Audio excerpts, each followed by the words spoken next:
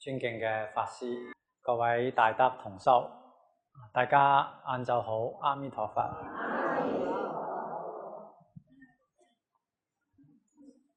我睇到依家問題咧少咗好多，呢件事係好事啊，說明大家咧越嚟越明白啦，越嚟越有智慧啦，越嚟越少迷惑，所以問題就越嚟越少啊。咁希望咧將來就大家都冇問題咧，我哋就變成上下晝都講經。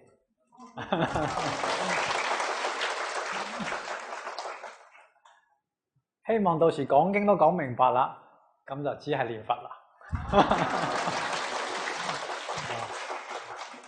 所以講經嘅目的就係為咗破疑生信，將你嘅疑惑破除，能夠生起正信、真信，一心念佛，咁你就唔需要再聽經啦。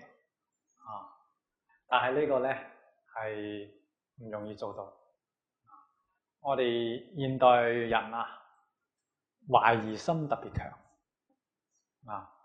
包括我自己在內，呢個疑心非常之難斷除。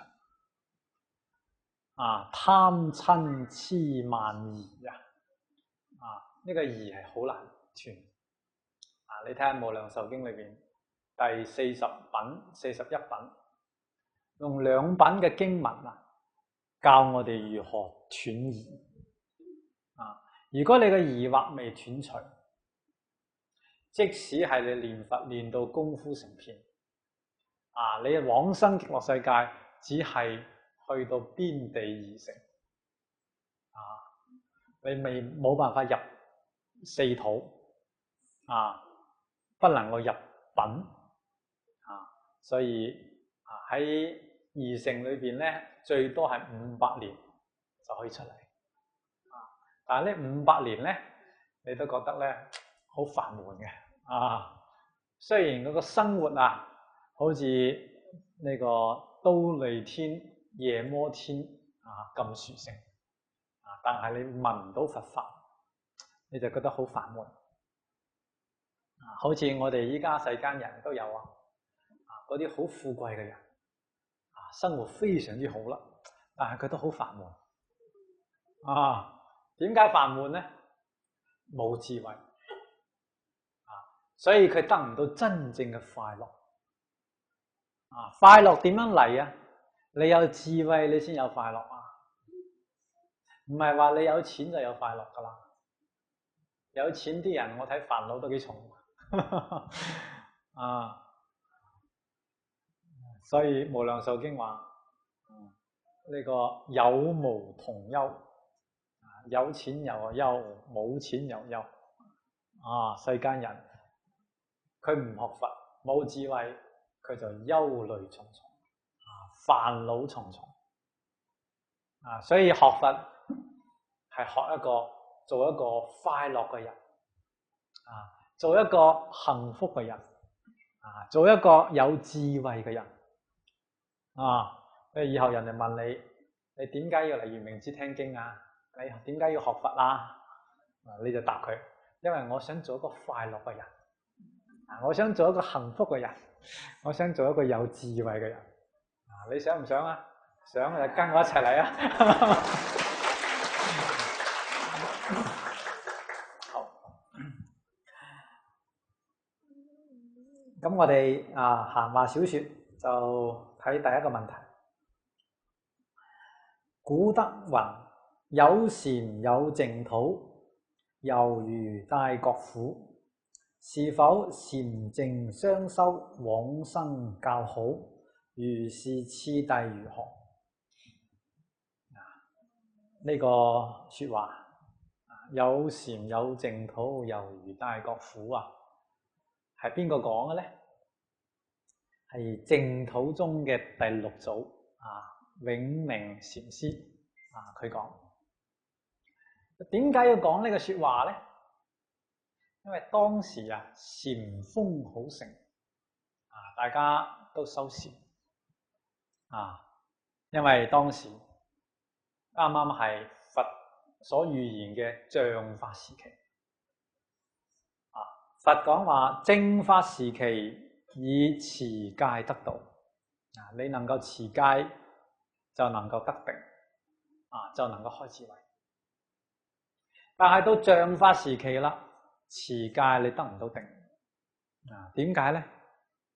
因為內心煩惱比以前人重，外界嘅誘惑又比以前嘅多，所以內外夾攻你個心就定唔落嚟。持戒都得唔到定。換句話嚟講，嗰個戒都唔清淨。咁仲可以即係你能夠修禪定，像法時期以禪定得道。所以呢個佛法喺佛滅度大約1000年左右就傳入中國。所以正好係像法時期嘅開始。所以1000年來禪風非常之興盛。啱啱係同佛所講嘅禪定成就嘅時期係相應。咁像法時期1000年已經過去，正法1000年，像法1000年，最後末法係10000年。10000年當中呢個末法時期，釋迦牟尼佛預言係以淨土成就。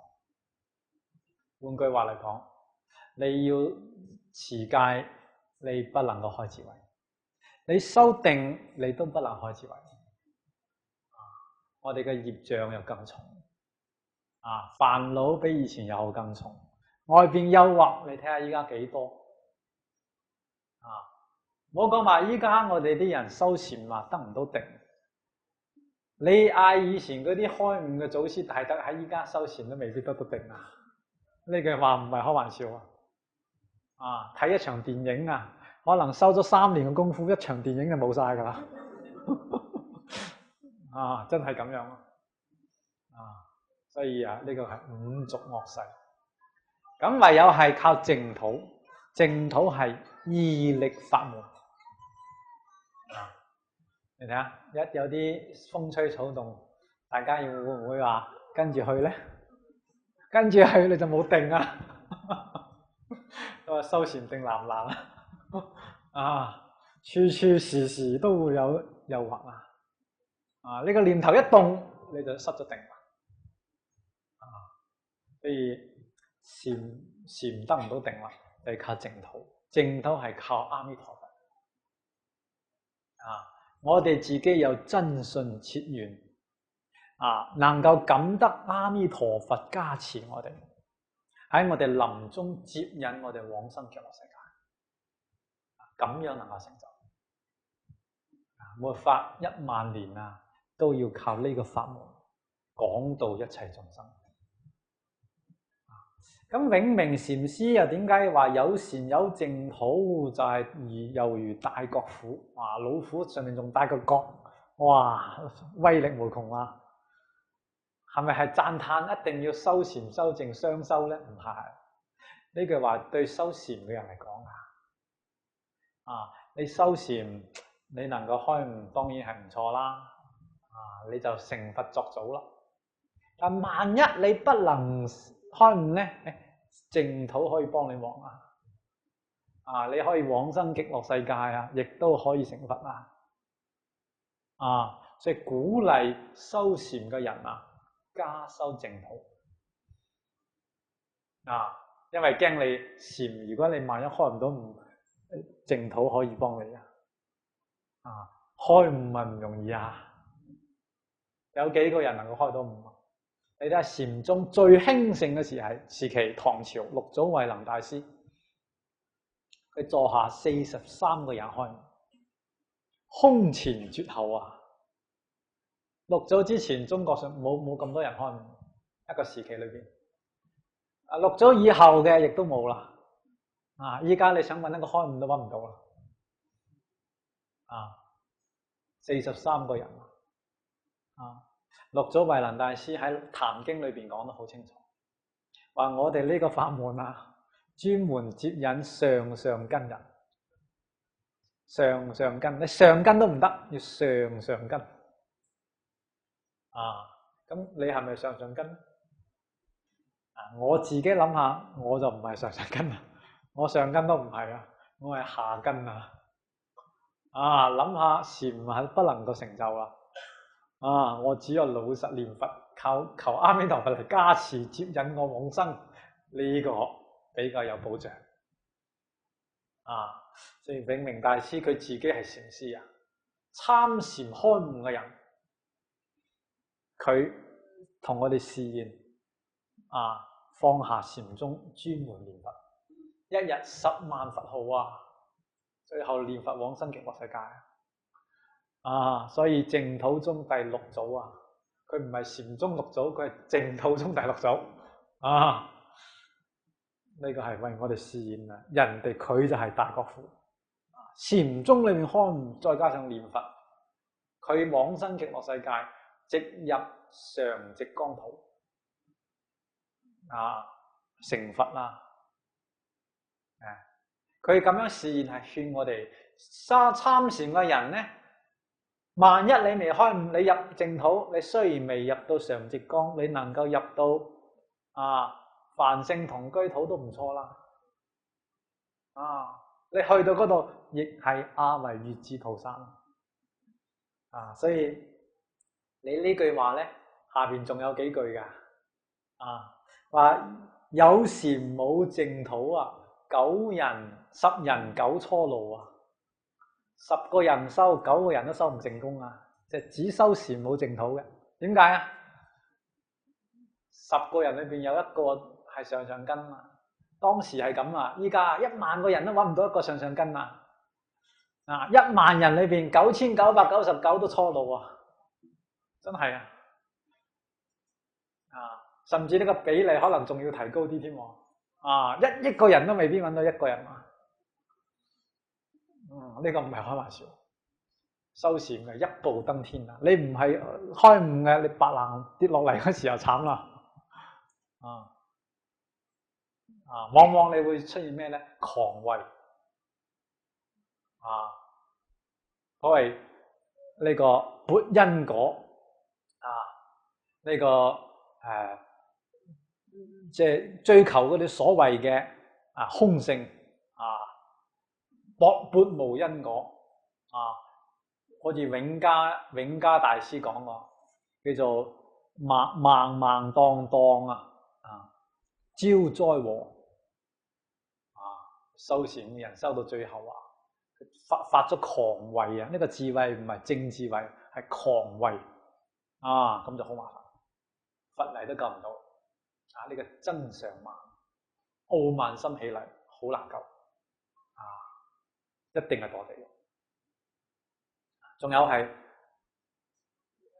冇禪但係有淨土嘅你唔參禪，你有淨土咧，萬修萬人去呢個永明大師講，所以你睇呢句詩唔好淨睇第一句後邊嗰句先係最經典叫你唔參禪，你就學淨土，萬修萬人去，1萬個人修1萬個人去極樂世界，保險呢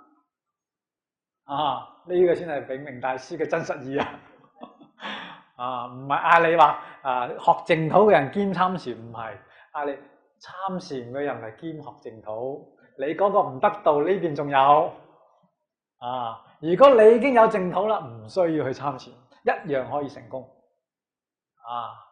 專修嘛，一門深入，長時分修，你先能夠成功你要夾雜腳踏兩隻船，呢邊又要，嗰邊又要，心本來都唔定啦，你點可能話開智慧一定要一門深入永明大師呢個係方便佢知道你參禪嘅，你唔肯回頭，所以叫你有禪再加上個淨土啦，你唔肯回頭，只有咁樣嚟勸你善巧方便嘛。你已經收得淨土啦，永明大，你就問永明大師，你唔使再修禪淨土點解大集經裏邊講念佛就係無上深妙禪。念佛之外，你仲想參咩禪？念佛本來就係無上嘅深妙禪啊，極妙極深無上嘅深妙嘅禪啊！所以你仲搞咁多做咩咧？呢個道理我明白我哋知道要專修無量壽經一部經嘅宗旨係乜嘢咧？8個字：發菩提心，一向專念。呢個法門係大乘法門，你必須要發菩提心。發咗菩提心就係要做佛。你想要成佛啦？點樣成佛咧？一向專念。一個方向專念阿彌陀佛，一個方向就係極樂世界，一句佛號就係阿彌陀佛。呢個係念佛成佛嘅法門。發菩提心係你嘅志願發出嚟咯，一向專念係方法幫助你達到目標嘅。所以呢個確實佢嘅成就比禪嚟講絕對唔會差過禪而且仲講老實話比禪仲要殊勝點解咧？禪宗見性初住菩薩就見性初住菩薩再往上，你睇下有10住10住位10行位、10回向位、10地40個位次，在上面係等覺，然後妙覺42個位次。初住菩薩第一個位次你講嘅次第參禪開咗悟啦，好似六祖慧能大師咁樣啦，初住菩薩發身大事成佛啦呢個成佛係真嘅成佛叫做分證即佛天台宗講嘅六即佛呢個係分證即佛你真正證得佛位啦但係分證未全證但係真佛啦，唔係假佛。但往生淨土之後你嘅地位係咩咧？係阿惟越致菩薩，係7地或者8地菩薩你睇下10住上面有10行、10回向、10地裏邊嘅第7地，一下超越初住菩薩幾多個位次？所以往生淨土不得了真真正正叫做不可思議嘅大嘅殊勝法門蕅益大師話：唯佛與佛方能究竟。你成佛啦，你先明白。你未成佛，好難話唔明，話冇問題所以非九界眾生所能順解你能夠相信，你能夠理解，都係阿彌陀佛加持你所以呢個道理懂得之後，唔好打妄想啦一心念佛求生淨土，咁就正確你就係佛嘅第一弟子第一弟子有咩根據無量壽經裏邊請大家打開43品，仲有冇經文經款冇啦我讀俾大家聽啦呢部經第160頁經文上講：若有善男子善女人，得聞阿彌陀佛名號，能生一念喜愛之心你哋似乎都好喜愛皈依瞻禮，如說修行，要真覺當知此人為得大利，你能夠得到大利益，當獲如上所說功德。如上嘅功德係專門講呢啲十方世界大菩薩嘅功德心無下劣，亦不貢高你又唔會話太卑下嗰個下劣就係自己唔敢承當成佛唔敢承當呢個下劣心本來是佛，點解唔敢承當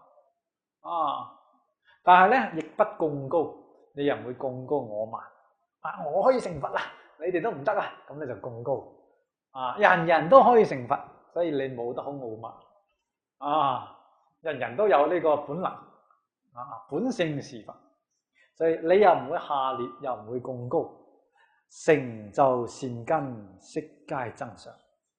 當知此人非是小乘，呢個人唔係小乘人於我法中得名第一弟子，釋迦牟尼佛親口所說，大家都係佛嘅第一弟子好啦，咁呢個咧問題就答到呢度。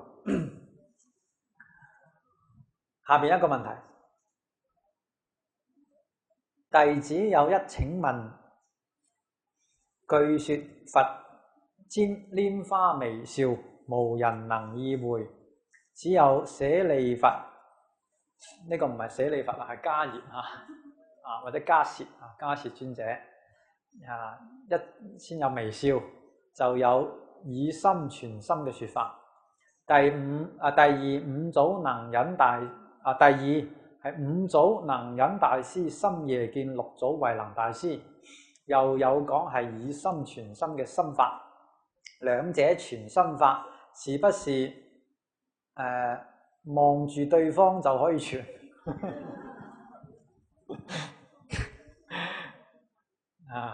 望住對方係交換眼神嘅啫，唔係以心傳心呢個以心傳心就係互相之間都見性我先見性，你後見性，我同你認證，你亦都見性，咁叫做傳心呢個心係真心其實真心不動冇咩好傳，人人份上都有只要你自己開悟就得啦所以佛同眾生唯一不同嘅就係佛係覺悟嘅人所以佢就明咗心凡夫咧係迷咗心不能見性所以就叫做先覺覺後覺佛係先知先覺啦，已經覺悟啦。依家咧幫助嗰啲後覺者，嗰啲凡夫嚟覺悟佢亦都覺悟啦，咁就叫做傳咗心。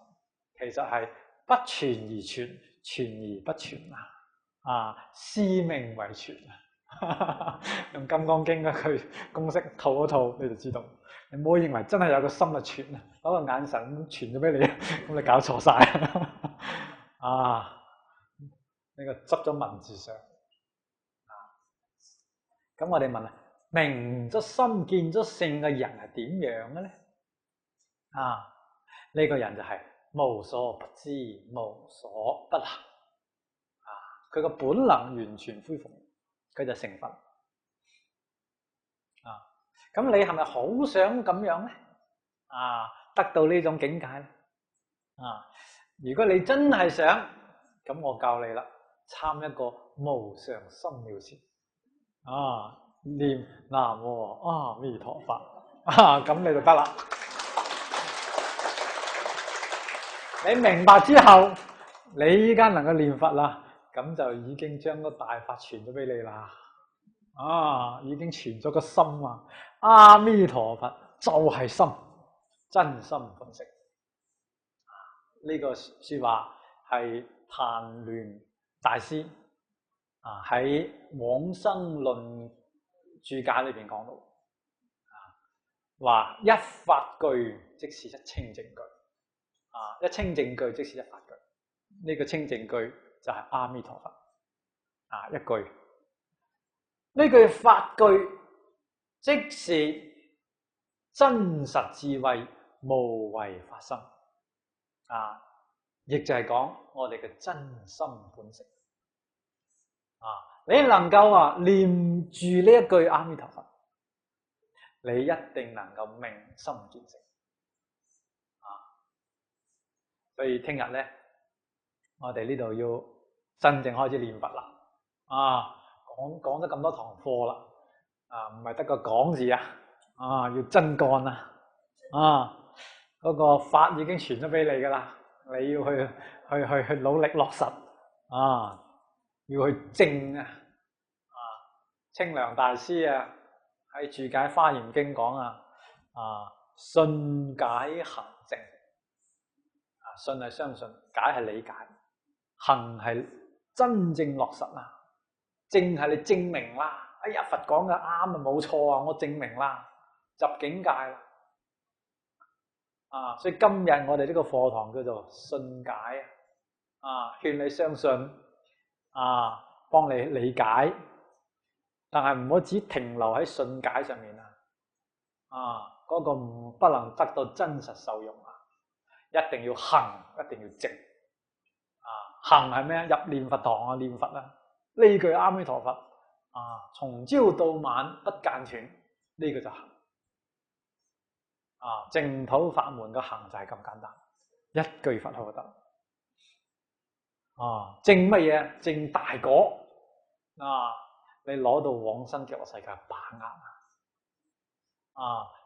大勢至菩薩喺楞嚴經上講，憶佛念佛，現前當來必定見佛。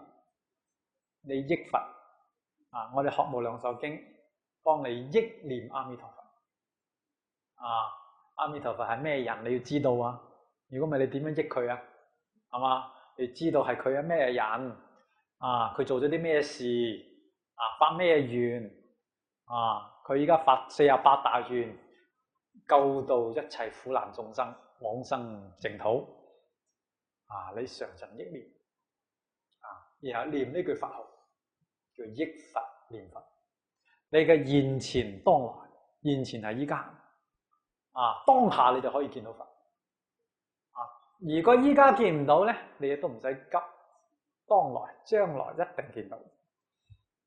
咁你話幾時幾時先見到幾時你念佛念到心清淨，你就見到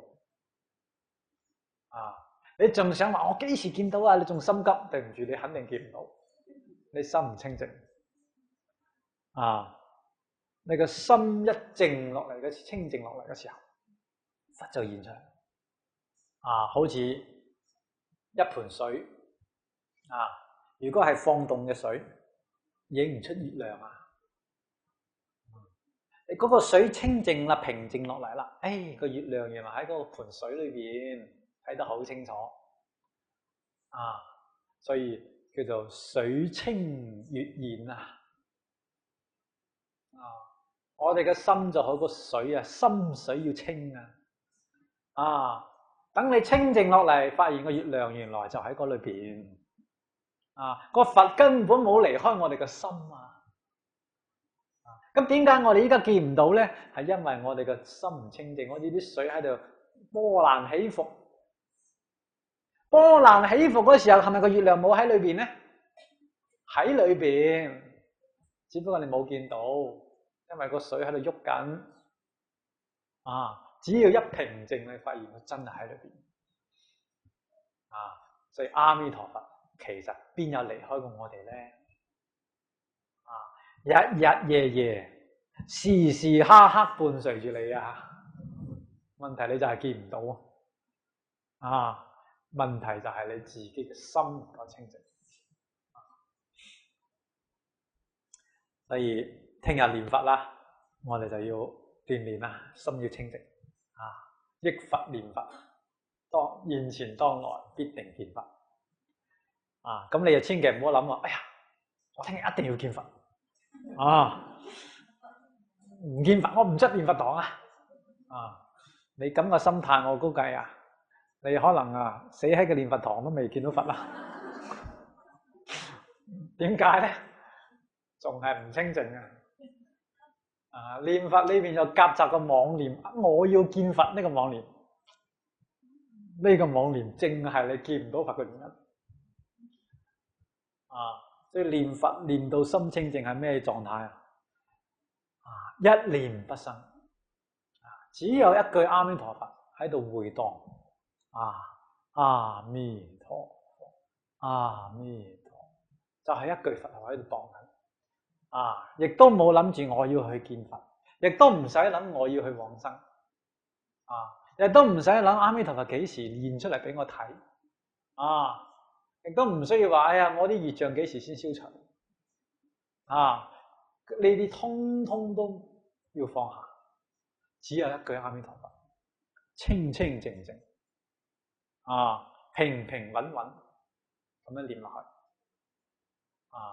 你一定有見佛嘅時候，你想見佛呢一念本身就係妄念，一定要放下，所以《楞嚴經》裏邊有講嘅50種陰魔其中講到修行人不能夠求聖解，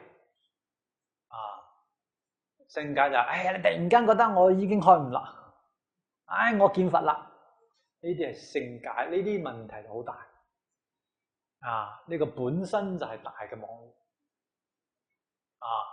往往係魔嚟擾亂你，所以參禪又好，念佛又好，最貴最重要嘅就係你老實，老實根本唔好諗話我幾時見佛，我幾時往生，都係妄念。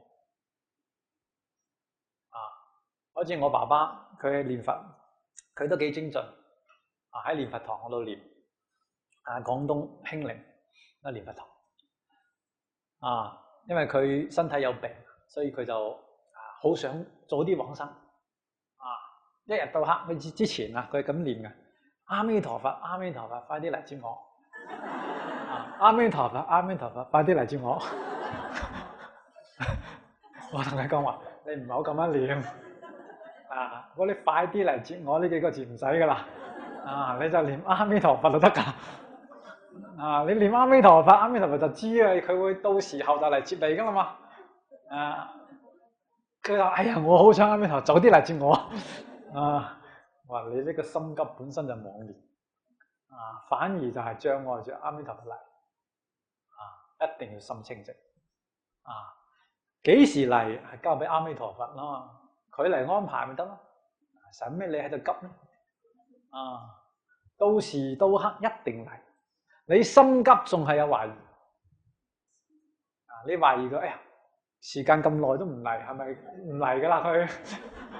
你懷疑咯嘛？對阿彌陀佛冇信心，你先會有呢啲妄念。阿彌陀佛發願話，10念必生一定可以往生。只要你至心信樂，我想再把呢個經文同大家讀一讀，第18願，八大誓願題錄，第6品28頁29頁佢話我作佛時，十方眾生聞我名號，你聞到我嘅名號，至心信樂，信係相信。樂係好樂意去，好高興去，唔係話貪生怕死嘅，一睇到哎呀要往生，好歡喜，所有嘅善根深深回向，願生我國，所以你問下自己係咪真係至心信樂，係咪願生極樂世界？如果係嘅話，乃至10念你10念就可以去到啦。10念係幾長阿彌陀佛，阿彌陀佛，阿彌陀佛，阿彌陀佛，阿彌陀佛，阿彌陀佛，阿彌陀佛，阿彌陀佛，阿彌陀佛，阿彌陀佛，10句必生。若不生者，不取正覺阿彌陀佛講如果你唔生，佢唔成佛，咁佢都成咗佛啦，說明你必生。當然係唯除5逆誹謗正法除外。你除非係依家做緊5逆罪嘅。或者係誹謗緊正法嘅，當然唔得啦，你都唔相信嘛。做緊5逆罪嘅，你仲係唔想去？咁以前做過5逆罪，以前毀謗嘅正法，依家唔再做啦，一樣可以生。佢係講你現形，而依家唔做就得。當然以後都唔可以做。以前做嘅大業往生。呢個法門廣大所以一定唔好懷疑，一定唔好心急。我哋要有願但係咧唔好去急。幾時阿彌陀佛到就幾時跟佢走。佢依家未到，你就繼續念佛。提升你往生嘅品位。講老實話，當你練到心清淨，你自然就知你幾時走。自然就會有見到阿彌陀佛現出嚟，佢話俾你知。你根本唔需要急。所以咧喺念佛堂裏邊最緊要就係一句佛號。我哋聽日就喺呢個場地，呢啲後邊都打開。呢個場地夠大。我哋希望以繞佛為主。繞佛就係經行。因為呢個行緊嚟念佛咧，對身體有好處。身體要動，心要靜。心就念阿彌陀佛。個身體嚟喐。咁即係腳步大家要齊。我哋選4字4音嘅佛號。即係阿彌陀佛，阿彌陀佛，一個字行一步。阿彌陀佛，咁樣行。慢慢行。呢個就係散步一樣，心定喺嗰度。如果能夠咧，最好係着海青就莊嚴。着海青咧，雙手咧結呢個彌陀印放喺胸前。繞佛。繞佛為主，前邊一個帶引磬嘅帶頭就我哋放個念佛機嗰個音響，唔需要任何嘅樂眾。好簡單。我哋用呢種方式咧，你翻到屋企自己都可以用。你喺度學習。咁你繞佛繞到攰咗點辦啊？自己出嗰個隊伍。自己走出嚟咧，你想話打個坐，有打坐區。專門有啲嗰啲拜墊放喺嗰度。你就喺嗰度打坐。坐一下，唔好坐咁耐。坐得半個鐘頭以上咧，就開始瞌眼瞓噶啦。最好坐個10零20分鐘。休息下個體力，跟住再起身繼續繞佛。然後咧繞下，你想住我想喐動下筋骨，拜下佛得唔得？可以，專門有個拜佛區。拜佛咧最好就唔好用嗰個依家我哋講嘅嗰啲拜墊嚟拜，攞一個平嘅嗰啲膠板。平地上面拜最好。呢個運動量又夠大。而且咧嗰個身體各種筋骨都得到咗鍛鍊。呢個拜佛咧係最健康嘅運動。尤其是上咗年紀嘅人。其他搞其他運動都有危險。你去跑步，突然間心肌梗塞點辦？Heart attack 咁麻煩。入嗰個 ICU 或者係你去咩度體操扭親個筋又唔得。拜佛最好。慢慢拜。我哋拜佛咧亦都唔統一節奏。年青人體力好拜快啲又可以。年紀大嘅拜慢啲又可以。各人拜各人嘅，互不影響。反正根據呢個佛號。你可以跟住個節奏，譬如講念一句拜一下，或者念2句拜一下都可以，甚至念4句拜一下又得。每個人佢嘅體力唔同，自己調整。咁你坐好啦，或者係拜好啦，你就歸隊。繼續繞佛。喺歸隊之前咧，先向隊伍問訊，鞠一躬，然後入。咁後邊嘅人咧，亦都有個心理準備。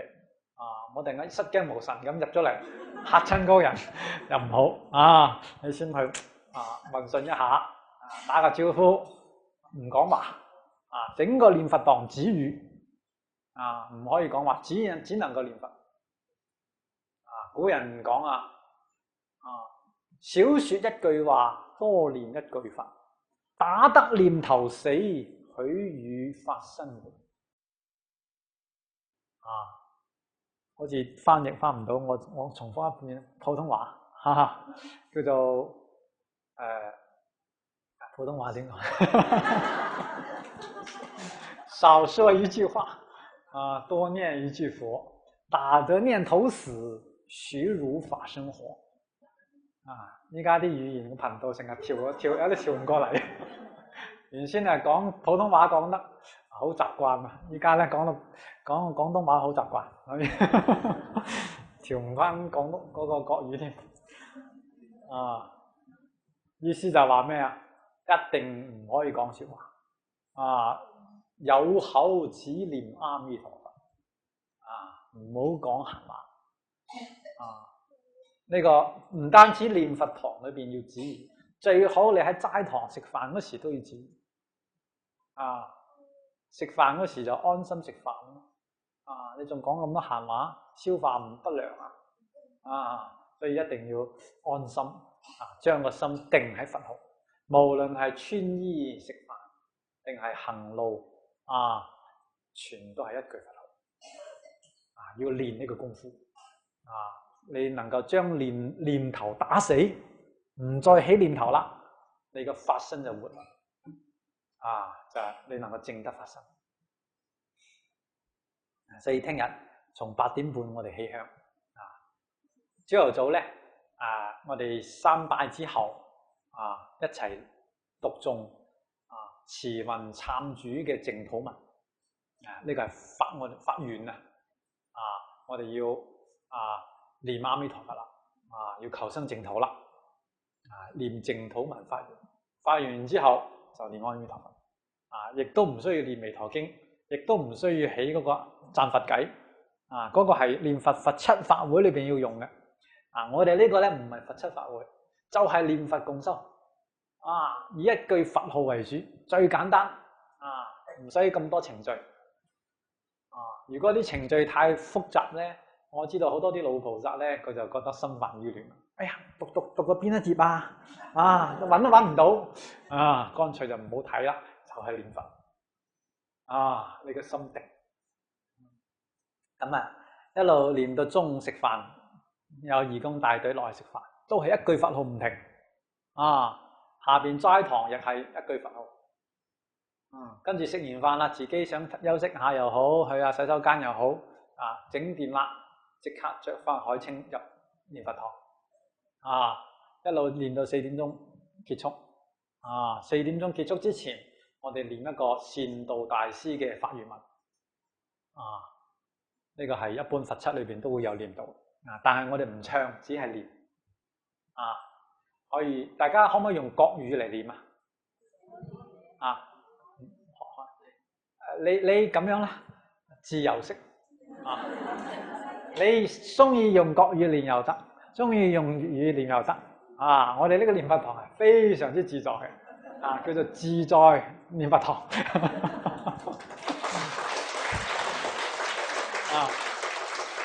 大家一齊念，你仲用咩語言念都得。咁你就大家一齊念完之後三拜，念個回向偈就結束啦，亦都唔需要三皈依，所以好簡單，唔需要圍羅。唔需要熱衷，最多就係一個人慶，咁得啦。如果邊位同修有敲引磬嘅經驗咧，你可以同我哋嘅義工咧，講一聲，到時你可以出嚟帶下領下隊，去繞下佛。最好1個鐘頭換一個人，唔好一個人念個4-5個鐘頭，念到好攰。佢可以1個鐘頭換一個人，咁樣最好。引磬咧，大家咧自己可以喺屋企買一個引磬嚟，念佛嗰時自己可以學下敲，好簡單啊嘛，就敲叮叮敲一下，你可以敲一個陀字就得噶啦，4個字嘛，阿彌陀佛就敲個陀字，我最簡單，點解要咁樣敲咧？你屋企人如果將來有人往生嘅，你要敲引磬引磬好緊要。佢依家要練習，呢個引磬一敲咧，人就會清醒。呢個時候一念佛咧，佢就入耳啦。一力耳根佢嗰個佛號聽到一句啦，佢都一定唔墮三惡道。如果佢有信願往生嘅話，一定可以往生。所以念佛嘅功德好大。所以大家都可以考。如果係大家呢個有呢個心咧，每個人都學下。輪住一個人敲半個鐘又得。咁輪幾圈，第二個人上又可以。我哋呢個念佛堂就係俾大家訓練念佛三昧。咁將來要助念咧，亦都有基礎。助念我哋亦都係用4字4音佛號。咁希望我哋到時候咧，有一個熱線電話。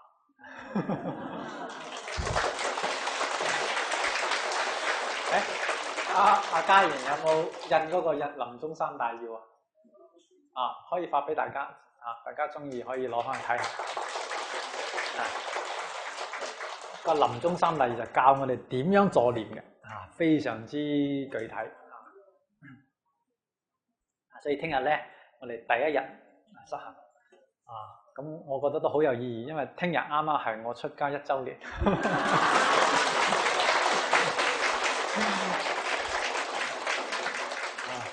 咁用念佛嚟慶祝一下都好嚇。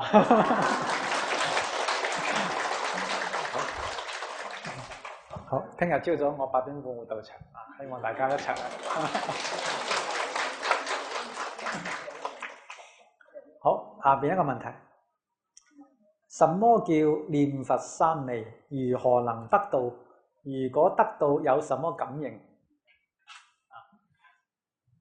念佛三昧話俾你知係乜嘢感應都冇。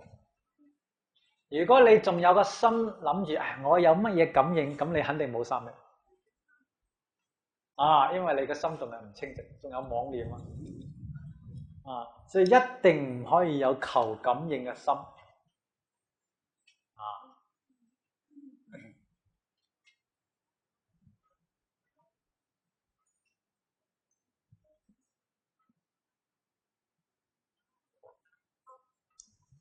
大家咧慢慢翻去睇呢個我哋先一齊喺呢度探討完咗之後，翻去慢慢睇。咁呢個念佛三昧咧，有3個層次。第一個層次咧就係功夫成片。你嘅念佛嘅佛號可以從朝到晚24個鐘頭冇間斷。呢個就係念佛三昧。念佛三昧嘅最初步嘅一個功夫。咁你覺得係咪好難哇！24個鐘頭一句佛號唔間斷，我依家唔好話44個鐘頭，1個鐘頭都唔得甚至1分鐘都唔得呢個唔係講開玩笑你聽日嚟試一試你就知道。你睇下1分鐘之內係咪可以冇妄念嘅？咩叫妄念乜嘢念都係妄念。凡所有念皆是妄念。除咗念佛之外，其他乜嘢念都係妄念。所以呢個係非常唔容易達到。難喺邊度咧？難喺你自己未放下。所以人點解會有妄念因為你唔肯放下，你就會有妄念。聽日大家可以念佛嗰時試下，你自己觀察下你啲妄念係乜嘢妄念咧？10有8、9都係你平時成日諗住嘅，放唔下嗰啲嘢。呢個念佛嘅時候就出嚟啦。所以呢啲妄念平時未必覺察得到，一念佛嘅時候你就知道，原來我有呢啲未放下。咁要點辦放下。幾時放依家就要放，千祈唔好等到臨終先放。臨終放未必放得到你睇下我啱啱幫呢個紅居士助念嘅如果我唔去，我諗佢都好牙煙啊！啊，真係咁噶，唔係開玩笑啊！啊，一個得癌症嘅本身呢個報就唔好啦。啊，肯定做咗唔少業咯。佢係做生意經營，就唔知佢中間做生意有啲咩譬如偷稅漏稅或者係咩有啲唔誠實啦，呢啲通通都係造業啊！當然我唔可以咁樣斷論啦，因為我未知佢啲嘢，但係佢有呢個病都係嗰部所以自己平時冇能夠徹底斷惡修善，臨終嘅時候呢個報就現出嚟喺床上半個鐘頭唔係半個鐘頭，半年半年受呢個癌症嘅折磨到最後好辛苦唞氣唞幾啖氣，然後呻吟一聲我就勸佢放下啦咁仲唔放下你仲想好當然後邊嗰句我冇講出嚟講出嚟佢太難過我就勸佢話依家你就要求往生，去阿彌陀佛嗰度換一個金剛不壞體你睇下依家個身體又黑又瘦俾癌症折磨得咁辛苦，點解唔肯放下？你一放下，阿彌陀佛就出現所以我勸佢，你能唔能夠依家落定決心求往生？我呢個身體就唔要啦。佢唔敢答應我就係未放下後尾勸咗佢一大輪勸咗佢都有前後成個幾兩個鐘當然唔係話不停咁勸幾句就念下佛，勸幾句就念下佛不停咁勸佢，佢都聽唔入耳噶啦。因為臨終嗰時嗰個心力好弱嘅精神好難集中，你最多開示就幾句話唔似我哋依家講課，你同佢講一個半鐘頭大家聽一個半鐘頭都精神奕奕嘅假如到臨終嗰時就唔可能咁樣只能係最簡短嘅說話，直接了當，在最精華最主要嘅部分同佢講出嚟，勸佢放下所以大家依家啲福報好大你能夠依家聽夠啦，臨終嗰時可以容易放下我到時臨終嗰時再同你講一次啦一定要依家要放你放得下啦，現前得念佛三你依家得到念佛三昧，你往生一定有把握甚至功夫好嘅，你想幾時走就幾時走，你往生自在，生死自在呢個古時候有一位大德佢往生之前問自己嘅弟子你哋有冇聽講過坐住走嘅，坐喺嗰度往生弟子話聽過，仲睇過添咁又問啲弟子有冇睇到企住走企住走嘅有聽過未見過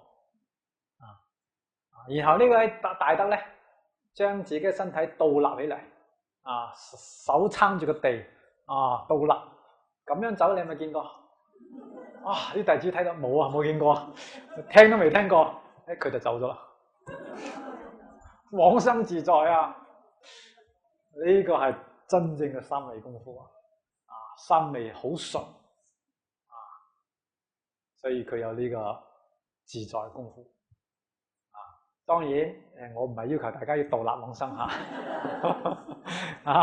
希望大家能夠坐住走係最好啦唔要求大家企住走，坐住走最好坐住坐唔到咧，瞓住走都冇問題，起碼要清清醒醒咁走千祈唔好到臨終嗰時顛倒糊塗甚至啲咩老人痴呆症依家好多仲有啲咩咧臨終嗰時中風嘅腦溢血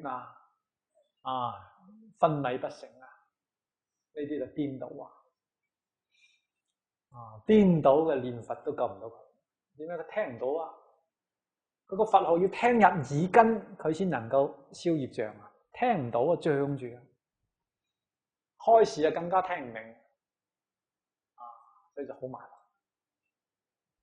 呢啲通通就因為平時冇放下放下嘅人一定係咩咧？佢係隨緣不攀緣生活點樣過都好好又好，唔好又好食鹹嘅又好，食淡嘅又好過個富貴生活又好，貧賤生活又好人哋讚我又好，人哋鬧我又好乜嘢都唔擺喺個心裏個心只掛阿彌陀佛喺呢個世間真係佢冇煩惱冇牽掛冇憂慮，呢個就係念佛三昧嘅樣子。所以你如果睇見有咩人佢就係一日到黑阿彌陀佛阿彌陀佛，個嘴喺度暗暗沉沉你叫佢佢好似又聽唔到你講說話你同佢講好多是是非非嘅嘢佢就喺度點頭，嘴裏邊仲喺度暗暗沉沉跟住講完之後，你問佢你聽到乜嘢阿彌陀佛佢就識得阿彌陀佛，乜嘢都唔掛。呢個人就係念佛三昧人哋一般人睇嘅呢個係傻懵懵咁嘅，嘿，人哋先係大智慧所以有一句詩講啦，有一首詩講我用國語版先講一次呢個係講念佛人佢嗰種狀態係講咩咧？那個終日走街坊，心中念佛忙，世人都不識，別有一天堂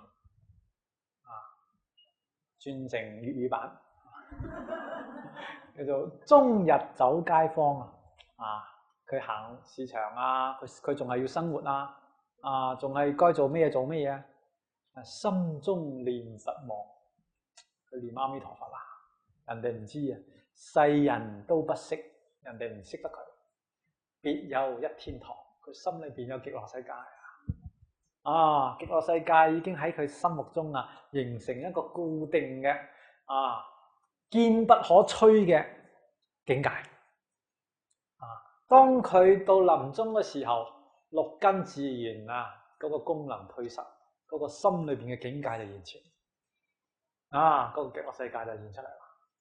佢個心往生所以我哋依家見唔到極樂世界，唔需要着急因為點解咧？我哋六根接觸六塵係會受六塵境界嘅影響點解要阿彌陀佛喺我哋臨終嗰時嚟接我哋咧？因為臨終嘅時候六根嘅功能開始退散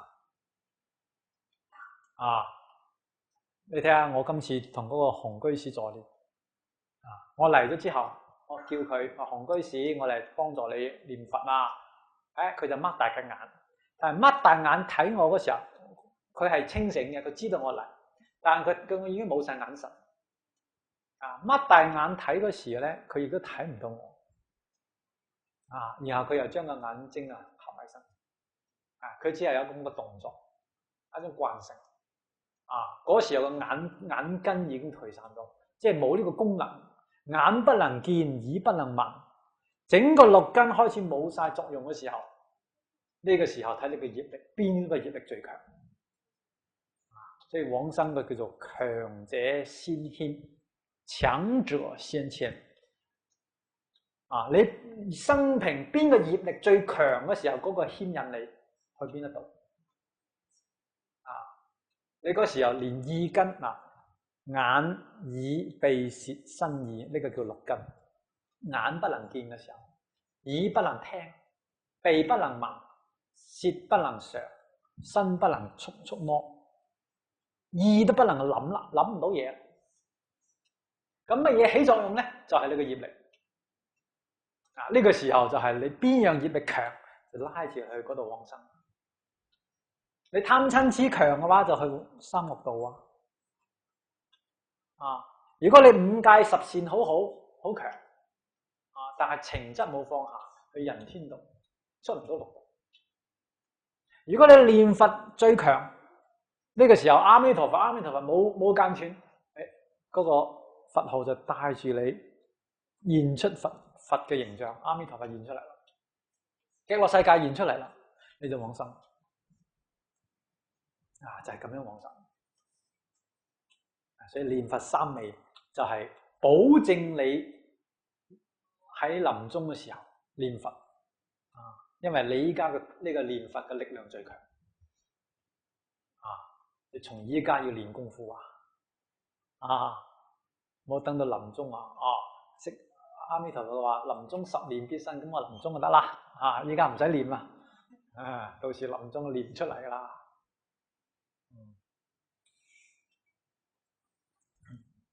好，下面一個問題，念佛號時應觀想彌陀聖像嗎？如果弟子念太陽，用弟子所拜見過的佛陀聖像在腦海一憶念，這樣會集中會否請問法師，這樣念佛可以嗎？呢種咧係叫做觀相念佛，係可以嘅。喺《觀無量壽經》裏邊咧，教導我哋16觀即係念佛可以用16種方法呢16種係16大類每一類裏邊有唔同嘅念法咁總結起來咧就係一個觀相念佛，一個觀想念佛一個係持名念佛仲有一種係實相念佛，呢個我哋凡夫做唔到呢個係講念實相，係明心見性嘅人佢念實相咁我哋排除嗰種4種念法裏邊，後邊3種我哋可以用觀想、觀相、持名。咁觀相咧就係睇住佛嘅相呢個像睇住佛像一日到黑都要睇住佢唔可以離開，一離開個功夫間斷而且你觀像咧最好係用一種像唔好觀咁多像到時觀得到底到呢個臨終嗰時邊個出嚟咁你到時就起疑惑仲唔好所以一門深入好緊要堅持用一個像，從頭到尾就一個像咁你話用咩像用乜嘢像都得只要係阿彌陀佛佛像就得阿彌陀佛到你臨終嗰時佢就會顯現出嗰個像俾你佢會用嗰個身相嚟接引你往生，所以你一見到佢一定識得佢，你絕對唔會搞錯咁你觀像念佛咧就有一啲唔係好方便你諗下，你一日到黑要攞住個像咁睇住食飯又要咁樣睇瞓覺又要咁樣睇出去行街又係咁睇咁如果過馬路嗰時睇萬一撞車點辦係嘛？所以咁樣咧就確實唔方便咁咧觀想咧亦都係有個問題觀想咧係要經常要即係嗰個想要集中相對嚟講觀想比觀像咧要容易啲但係咧佢一定要係你安靜嗰時候唔好做嘢，唔好諗嘢你容易你眯埋眼好似入定一樣喺度想嗰個極樂世界，想阿彌陀佛可唔可以用咧？可以用，但係咧亦都唔算好方便咁相對嚟講持名念佛係最方便啊，持名咧唔需要你觀想，唔需要你觀想啊！你唔需要諗阿彌陀佛點個樣啊，極樂世界係點樣啊？你唔需要想呢啲，就係念阿彌陀佛4個字啊，重重複複就係呢4個字啊，咁就叫持名念佛。咁持名嗰個秘訣係點樣咧？總結起來係3個清清楚楚。第一個，口裏邊念得清清楚楚，阿彌陀佛4個字，好清楚。第二個，耳聽得清清楚楚，阿彌陀佛4個字，一個字都冇聽漏，一個字都冇聽錯，好清楚，好明白，呢個唔難啦。第3個咧，個心要集中喺佛號裏邊，個心裏邊咧亦都要念得清清楚楚，阿彌陀佛，念之在之，你個佛號真係入到個心度。咁印光大師咧提倡用10念法，呢個方法幾好。我以前有講過，你可以用3-3-4嘅節奏，念3句停一停，唞啖氣，跟住再念3句，再唞啖氣，再念4句，唞啖氣，絕對唔會念錯，而且個數都計得好清楚，節奏感好強，所以心裏邊能夠記，口念出嚟，耳仔聽入去，咁叫做持。我哋不如試一試10句念佛，3-3-4，停頓嘅時間可以稍微長少少，唔緊要。預備起，阿彌陀佛，阿彌陀佛，阿彌陀佛，好，阿彌陀佛，阿彌陀佛，阿彌陀佛，阿彌陀佛，阿彌陀佛，阿彌陀佛，阿彌陀佛，10句，你唔使要記嗰個數，記得好清楚，佢自然就唔會亂。咁一般你行路嗰時可以行快啲都得，練快啲都得。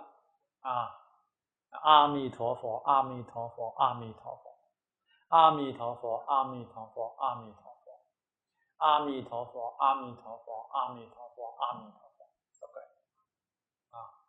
咁有啲同修咧，中意念佛嗰時數珠，數珠咧，我就推薦，我就建議咧，你就念10句，撥一粒珠。如果你念一句撥一粒珠咧，念到1萬句嗰時手都痛噶啦。但係你念10句先撥一粒咧，其實係1000下，大概10寸，1寸係100，108咯。咁我大數100，10寸就只係1000。咁1000乘以10句就1萬句。一日如果能夠念1萬句佛號了不起啦。呢種方法。咁當然咧，有啲同修唔想記數，或者係上班人佢好忙佢唔記數，好似依家我都唔計數，我就有時間就念，有時間就10句，有時間就10句，呢個印光大師非常之提倡，因為你計數咧，萬一你計唔夠，你會壓力好大，你根本唔需要計，記得起嚟就念。一念就10句，一念就10句，咁樣好方便。你行路10句，行到嗰度到車站啦，已經可能練咗100幾句啦。然後咧搭車半個鐘頭又係可以練好多句啦。然後煮飯一邊阿彌陀佛，阿彌陀佛，阿彌陀佛。洗菜阿彌陀佛，阿彌陀佛，阿彌陀佛。炒菜阿彌陀佛，阿彌陀佛，阿彌陀佛。幾好啊！所以呢個練10句10念法非常之自在。佛號就可以唔斷。咁喺我哋念佛堂咧，因為要統一所以用呢個4字4音嘅佛號。如果唔係就亂七八糟噶啦。你念你嘅10句，你念你嘅10句咁好似市場一樣所以用4字4音佛號。所以呢個4種念佛咧我哋用持名念佛係最好。咁我依家嘅體會咧，就持名念佛佢唔妨礙你嘅觀想即係你持到咁上下，你真係好容易見到佛咁我同大家咧講一次今次嘅感應我同阿洪居士助念我就喺佢旁邊念佛。我一般都係唔觀想藕益大師咧，佢主張就係唔好觀想，就係念佛咁我念下念下咧，竟然就好似睇到阿彌陀佛出咗現仲有西方三聖仲有好多好多佛菩薩都係嗰個頭上有光環嘅喺埋我哋呢個助念嘅呢個地方咁當時咧我就冇動咩念頭呢個現象咧，好似有現實，又好似咧呢種好似一種夢境，又唔係夢境，因為我係好清醒咁擘大眼睇咧就睇到現在嘅呢啲情景，亦都好似有一個雙重嘅影子，嗰個影子咧就係呢啲佛菩薩嘅現象咁我就悟出啦。到我哋臨終嘅時候，我哋眼睛睇唔到現前嘅世界嘅時候咧，一陣只係睇到嗰個心裏邊現出嘅境界嗰個係我哋心裏邊睇到但係咧我哋似乎又睇到兩個境界重疊起身嘅依家係現前嘅境界，仲有係佛菩薩呢啲狀況。咁呢啲係咩咧？你唔係觀想出嚟，持名嘅自然持到一定時候佢會自己出嚟所以呢種方法好你靠觀想仲係用你嘅意識心即係第六識用意識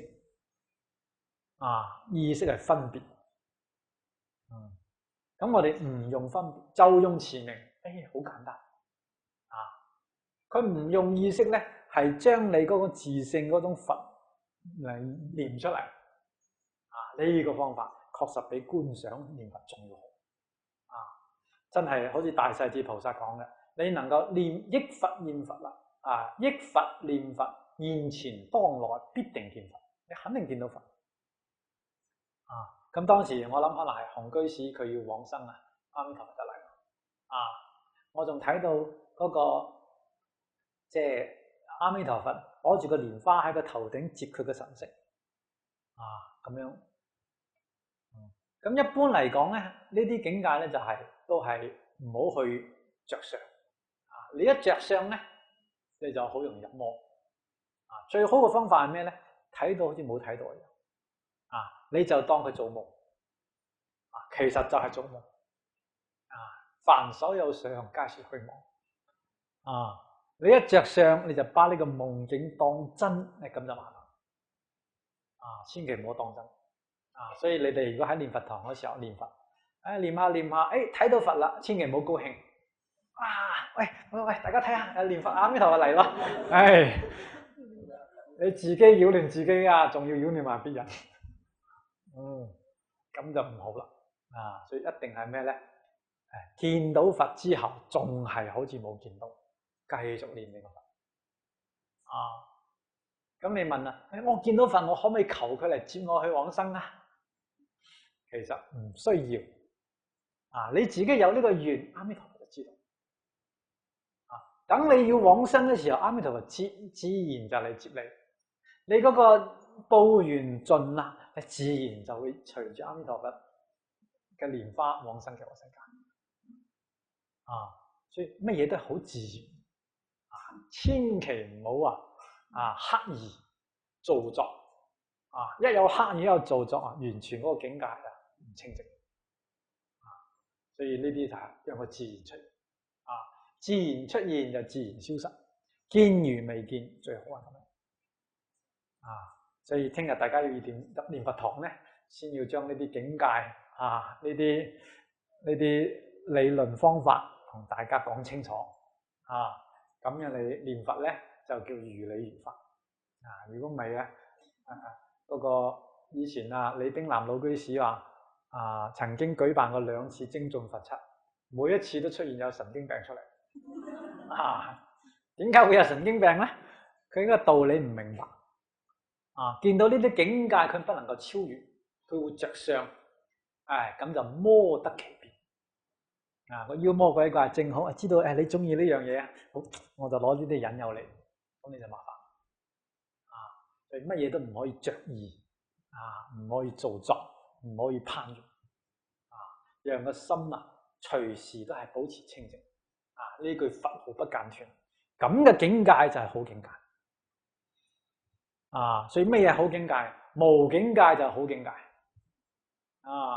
一有咩境界就唔係好境界呢個要懂得。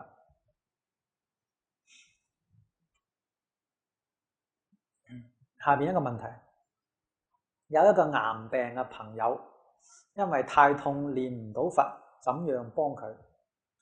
佢話心念都念唔到，呢個時候咧要同佢開示開示好緊要。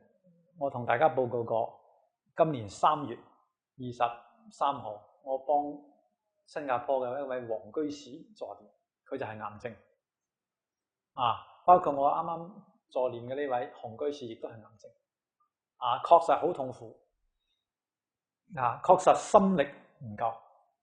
呢個時候就係臨終幫助佢係非常重要印光大師講呢個臨終3大要咧，大家翻去可以睇到佢話一個人就好似上山如果係自己好強壯好健康，可以自己冧聲上去就好快速唔需要人嚟幫但係如果呢個時候有人咧將一袋沙俾你，嗌你孭住然後呢度咧嗌你攞一樣其他嘅寵物你左拉住右掛住腳仲綁住，哇咁樣上山你就好吃力呢個比喻咩咧？臨終嘅時候，即使你自己有念佛功夫，但係人哋嚟障礙你嘅時候，你都可能咧上唔到山，即係往生唔到。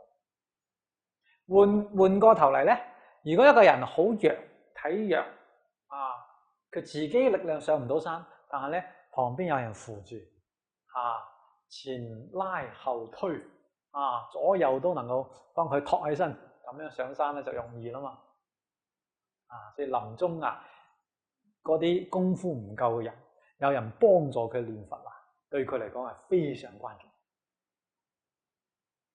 而對佢嘅幫助最關鍵嘅就係信願，一定要堅定佢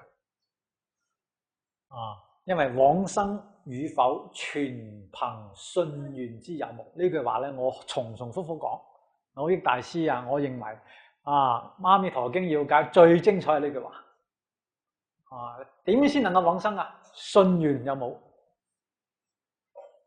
你係咪真相信？你係咪真願意去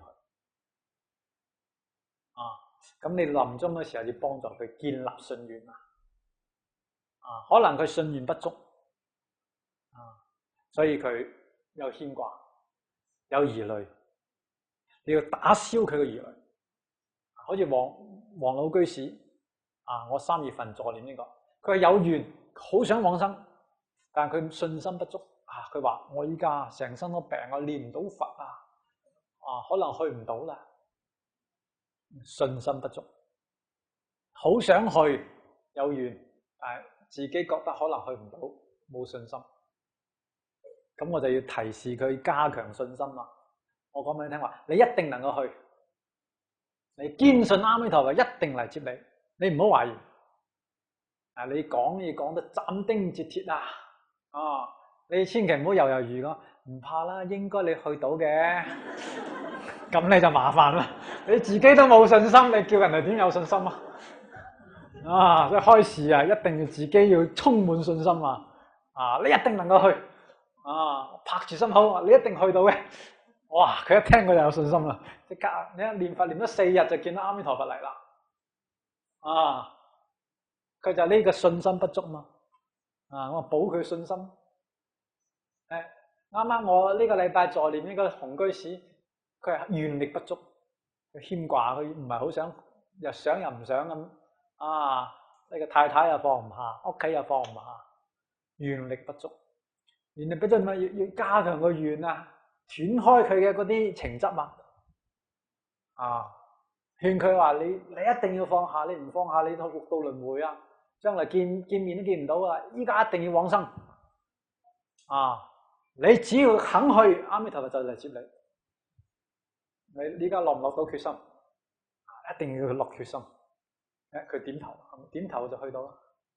啊！所以往唔往生就係一個信嘅願。啊！有啲人信不足就要補信，有啲人願不足就要補佢個願。臨終開示最緊要呢個。啊！而念佛10念就必生。啊！就係咁簡單。所以臨終呢個時候一定要開導佢，然後當然又要念佛。念佛咧亦都係有加持，佛號嘅加持力係好強。真係至心念一句佛號能消80億劫生死重罪。可以幫助佢消除病苦。非常緊要。仲有一啲咧，其他配合嘅方法都可以做。譬如講放生，往往人病得好犀利嘅咧，大部分都係殺業。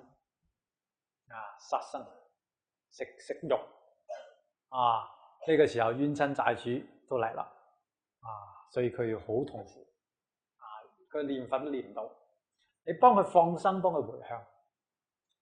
呢啲冤親債主度就歡喜。一歡喜佢唔障礙得。所以有好多時候，有啲人唔清醒嘅時候，點辦呢？放生。大放生，佢就好。呢個方法好好。另外咧，讀經。專門為呢啲冤親債主嚟讀經。讀咩經咧？讀無量壽經就得。用無量壽經嚟加持佢哋。用無量壽經嚟開示佢哋。幫助佢哋放下對立，放下佢哋嘅報復心。另外向佢哋懺悔。你要最好嘅家人代呢個往生嘅人向佢嘅冤親債主放呢個懺悔。懺悔過去生中或者今生傷害過你哋。希望你哋咧原諒佢。希望你哋唔好障礙佢。成全佢往生極樂世界。佢往生之後，將來成願再嚟，一定能夠幫助你哋。你哋得嘅功德就太大。你成就一尊佛。你咁同佢溝通。今次我去紅居士嗰度都係咁樣同啲冤親債主溝通。同佢冤親債主立一個牌位。咁向佢溝通。係有效果，非常有效果。仲有咧就係做一啲大嘅功德嘅事。用佢嘅福報嚟加持佢。人有福報佢能夠清醒。佢能夠呢個念頭能夠集中。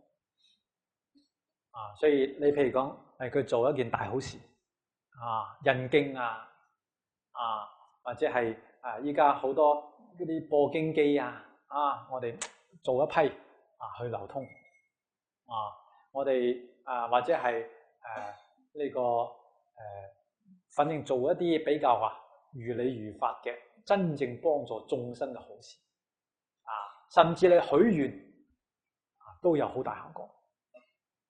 但係許咗願一定要去兌現。你唔好講話唔算數，咁麻煩啦。嗰啲冤親債主揾唔到佢揾你。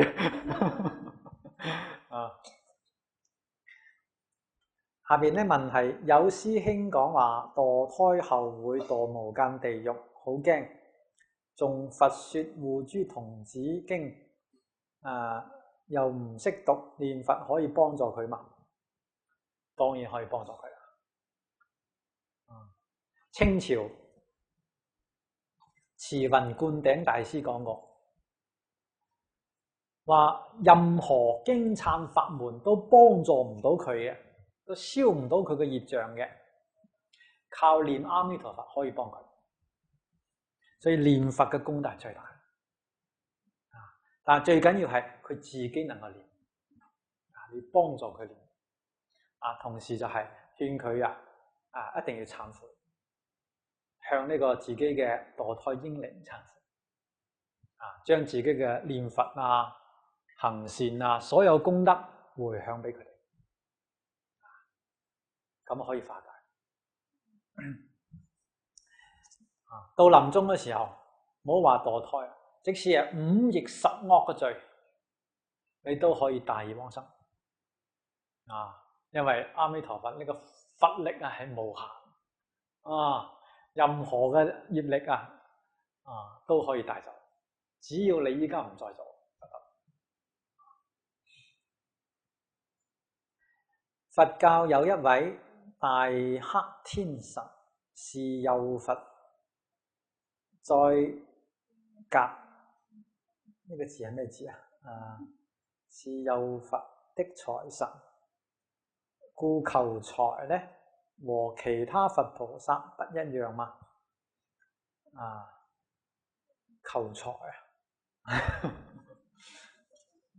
求財當然呢，佛是門中嘅有求必應。點樣先能夠求到財呢？財布施財布施係因得財富係果。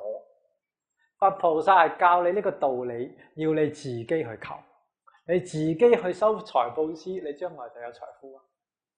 你收得越勇猛越慷慨越大方，你個財富嚟得越痛快。呢個係佛菩薩對你嘅加持，呢個加持就係教導你，話俾你知呢個方法。要你自己去做，所以呢個唔迷信，唔話我攞啲咩香蕉水果去供俾呢個佛菩薩咧，佛菩薩就將啲錢送俾我啦。你搞錯咗，你咁樣係對佛菩薩大不敬啊！你當佛菩薩係咩人貪你嗰啲香蕉水果，同你做生意搞錯晒啦！最近有單張話在素食店流傳，內容係講淨空法師今年12月會有災難，更會3日3夜只有黑夜，係真㗎嘛？呢個呢，你相信唔相信？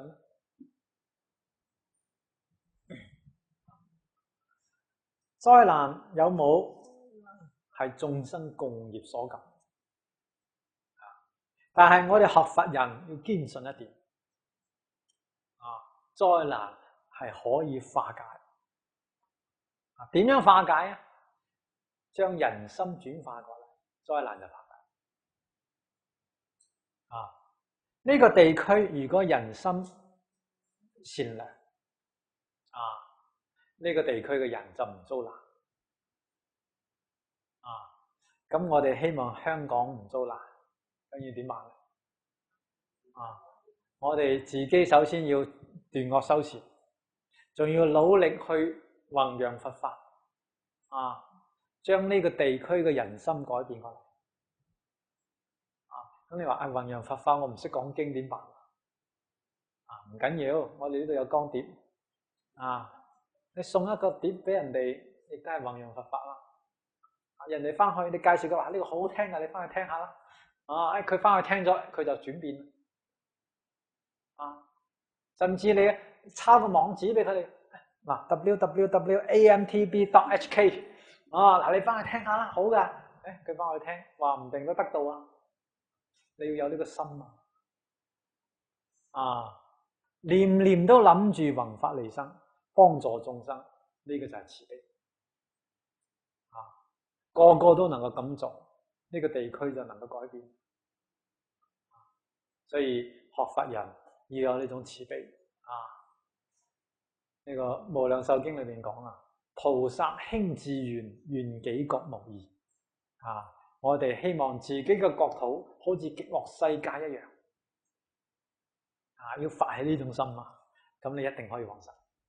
點解？因為你同阿彌陀佛係同一類人啊！啊，你唔去極樂世界，仲有邊個去啊？啊，你自己要發起呢個大菩提心啊！咁當然唔可以攀緣，隨緣做啊！有機會我哋就努力去做，冇機會咧，我哋老實念佛，亦都唔需要攀啊！用念佛功德回向俾世間，化解災難啊！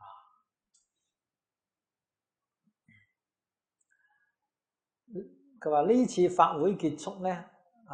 我昨天晚上發夢到我嘅爸爸好高興翻嚟睇我全家人，不知我爸爸是否有去極樂世界？你講呢次法會係咪6月份呢個無量壽經分享會啊？如果係咧，我諗好有可能啊！點解咧？因為呢個劉素雲老師啊，佢都講嘛。佢話佢都睇到啊，喺呢個現場啊，好多嘅眾生啊，乘住蓮花往生極樂世界。咁你喺呢裏邊立一個牌位啊，求你嘅爸爸，求你啲家親眷屬啊嚟參與法會。佢喺裏邊聽經就能夠聽明白，聽明白佢就信願具足念佛，佢就往生。往生唔係話得人先可以往生啊！十法界一切眾生都可以往生噶，而且其他界往生比我哋多。點解？人啊喜歡享受啊，往生嘅願望唔係好迫切嘅咋啊！你睇其啲鬼神啊，佢哋苦啊，特別係惡道眾生啊，哎呀，好不容易出嚟一次啊，你招請佢哋啊，護法神開恩。俾佢入，俾一張門票俾佢，佢入咗嚟啦！哇，佢係全心全意、全神貫注聽經聞法，佢就能夠往生啦。人哋係誠敬心十足所以我相信鬼神道裏邊啊，念佛往生嘅一定比人多。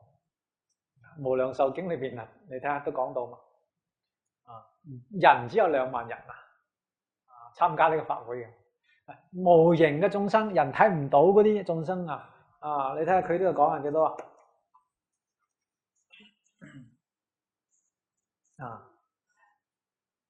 呢個40億菩薩於無上菩提住不退轉，25億眾生，呢個肯定唔係人25億得不退忍，4萬億那由他8千眾生於無上菩提未曾發意，今始初發見阿彌陀佛。呢個人道最唔精進嘅啦，可能而家真係天地鬼神見到我哋都覺得身在福中不知福哎呀，而家時間又到啦，仲有幾個問題呢個講嘅臨終嘅問題咧，頭先已經講到啦大家知道就好啦。翻去可以睇下臨終3大要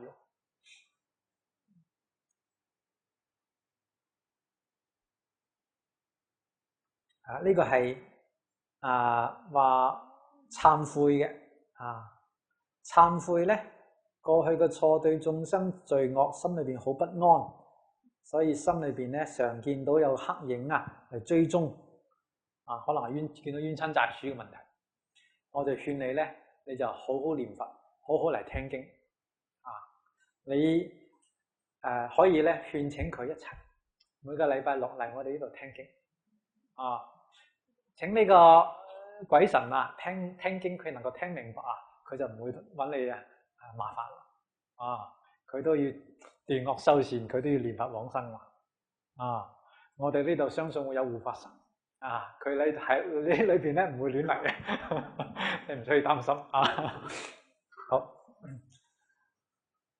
呢個講係大拜嘅問題大拜小拜都可以啊，你中意大拜又得，中意小拜又得啊。大拜咧，如果聽日想大拜咧，可能你個地方要大一啲啊，呢個密宗嗰種大拜啊。佢話一邊聽經一邊拜佛啊，口裏邊仲使唔使念佛咧？可以唔需要念佛啊，就聽經又得啊，或者你又一邊念佛一邊拜佛又得啊。呢個就係方法咧，自己揾最合適自己啊。所謂方便有多門啊，歸元無二路啊。呢個方法好多好多啊，根據你自己根性不同，你自己選擇最適合自己嘅方法啊。你點樣修覺得最好啊？最攝心，心最清淨，你就點樣修啊？但係歸元無二路都要求生存極樂世界。好，咁啊，今日時間到啦，我哋就講到呢度，多謝大家。